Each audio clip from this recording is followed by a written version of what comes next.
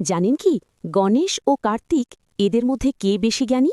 একদিন দেবতাদের মনে সন্দেহ জাগে, গণেশ নাকি কার্তিক, কে বেশি জ্ঞানী? এই প্রশ্নের উত্তর জানতে তারা ব্রহ্মার কাছে যান, কিন্তু ব্রহ্মাও জানেন না। তিনি নারদকে পাঠান সমাধান খুঁজে বের করতে। নারদ কৈলাসে গিয়ে শিব পার্বতীকে একটি জাদুকরী আম দেন, যা জ্ঞান প্রদান করে। আমটি টুকরো করা যায় না, একজনকেই খেতে হবে। শিব পার্বতী বলেন তাদের দুই সন্তান, গণেশ ও কার্তিক, এদের মধ্যে একজন পাবেন। তখন দুই ভাই আমটি নিয়ে ঝগড়া শুরু করে। সমস্যা মেটাতে শিব একটি প্রতিযোগিতা ঘোষণা করেন, যে ৩ বার পৃথিবী প্রদক্ষিণ করে আগে ফিরবে সেই আম পাবে।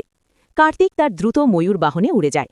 গণেশ বুঝতে পারে তার ইঁদুর বাহন এত দ্রুত নয়। তখন সে বুদ্ধি খাটায়। শিব ও পার্বতী তার কাছে পুরো পৃথিবী, তাই সে তাদের প্রদক্ষিণ করে ফিরে আসে। শিব খুশি হয়ে গণেশকে জাদুকরী আমটি দেন। কার্তিক ফিরে এসে বুঝতে পারে যে গণেশ বুদ্ধিতে তাকে হারিয়েছে। দেবতারা তাদের উত্তর পান যে গণেশই বেশি জ্ঞানী। আর ওদিকে নারদও সন্তুষ্ট হন, কারণ তার পরিকল্পনা সফল হয়।